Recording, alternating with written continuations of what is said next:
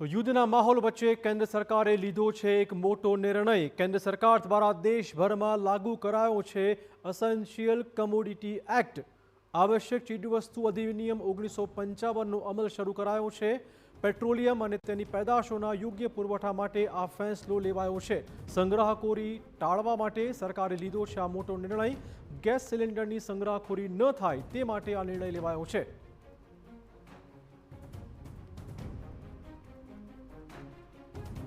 કેન્દ્ર સરકારનો સૌથી મોટો નિર્ણય યુદ્ધના માહોલ વચ્ચે એસેન્શિયલ કમોડિટી એક્ટ 1955નો અમલ આખા દેશમાં શરૂ કરાયો છે।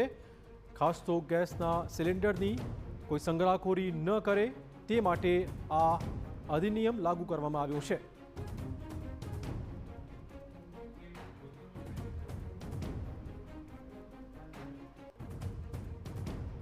તો દેશભરમાં ગેસનું સંકટ જોવા મળી રહ્યું છે। ખાસ કરીને કમર્શિયલ સિલિન્ડરની અછત વર્તાઈ રહી છે। અનેક શહેરોમાં હોટલ રેસ્ટોરન્ટવાળા મુશ્કેલીમાં છે। દરમિયાનમાં આ સંકટને ટાળવા કેન્દ્ર સરકારે લાગુ કર્યું છે ECA।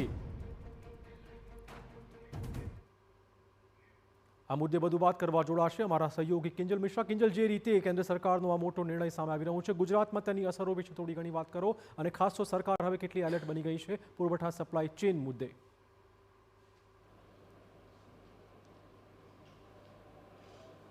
देखो, एसेंशियल कमोडिटी एक्ट एक एवो एक्ट है कि જ્યારે દેશમાં એવા પ્રકારની પરિસ્થિતિ હોય કે જ્યારે સંગ્રહખોરી વધતી હોય તો તેને કંટ્રોલમાં લાવવા માટે આ જે એક્ટ છે તે લાગુ પાડવામાં આવે છે।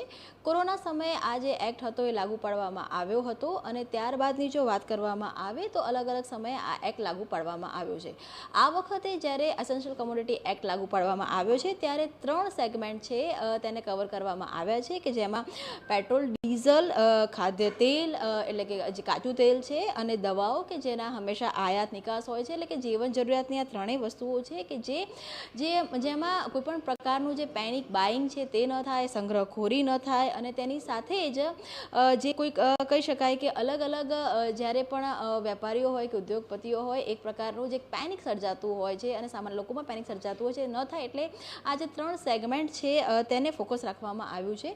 કોરોના બાદ જો વાત કરવામાં આવે તો જ્યારે ખાદ્ય તેલ અને જો આપને યાદ હોય ચિરાગ, તો કઠોળોના ભાવમાં પણ 2001-3માં ખૂબ જ 21-23માં ખૂબ વધારો થયો હતો, ત્યારે પણ આ જે એક્ટ હતું તે લાગુ પાડવામાં આવ્યો હતો। કૃષિ કાયદામાં જ્યારે સુધારો કરવામાં આવ્યો હતો ત્યારે એક પ્રકારનો જે માહોલ બન્યો હતો ત્યારે આ જે એક્ટ હતો એ સુધારો ત્યારે એક્ટ લાગુ પાડવામાં આવ્યો હતો। મહદઅંશે આ જે એક્ટ છે તેના કારણે જે ખોટી એક તો અફવાઓ ઊભી થતી હોય છે, એક પેનિક બાઇંગ થતું હોય છે અને તેની સાથે જે અફડાતફડીનો માહોલ થતો હોય છે, કેમ કે જ્યારે અત્યારે ગલ્ફ કન્ટ્રીઓ વચ્ચે એક વોરની સ્થિતિ સર્જાઈ છે ત્યારે એક સીધી વાત આવી રહી છે કે ભાઈ ક્રૂડ ઓઇલ છે તો તેમાં ક્રાઇસિસ છે તે આવી શકે છે। બીજી તરફ આપ ગુજરાતમાં પણ જુઓ કે આજે પણ રાજ્ય સરકાર દ્વારા એવું કહેવામાં આવ્યું છે કે એલપીજી એ પ્રાથમિકતા છે અને ક્યાંક ને ક્યાંક ઉદ્યોગ જગત છે તો તેમાં જે ગેસની વાત કરવામાં આવે કે પછી બીજા ઈંધણની વાત કરવામાં આવે તો એમાં કાપ મૂકવામાં આવશે।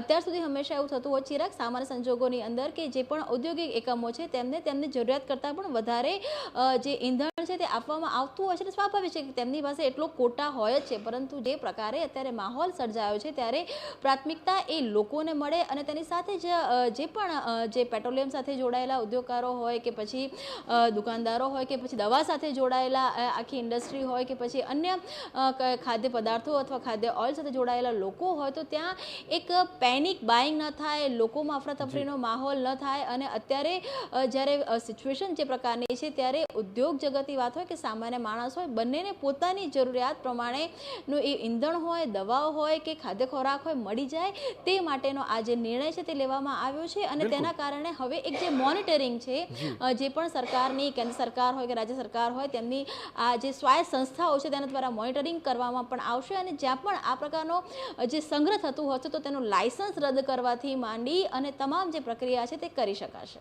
જી કેન્દ્ર, ખાસ તો જેમ સરકારે આજે સવારે નિવેદન આપ્યું છે કે કમર્શિયલ ગેસમાં કાપ મુકાઈ નથી, પરંતુ તમે જુઓ રાજકોટથી સમાચાર મળી રહ્યા છે, સુરતથી સમાચાર મળી રહ્યા છે કે આવા શહેરોમાં કમર્શિયલ ગેસ અત્યારે મળવાનું જ લગભગ બંધ થઈ ગયું છે। બુમરાણ ઉઠી છે રેસ્ટોરન્ટ તરફથી અને માલિકો કહી રહ્યા છે ગેસ મળતો જ નથી અને એ દરમિયાનમાં આ પ્રકારનો એક્ટનો અમલ શરૂ થઈ રહ્યો છે। ખાસ સરકારની વિશેષ વોચ હવે હોવી જોઈએ આ તમામ સ્થિતિ પર।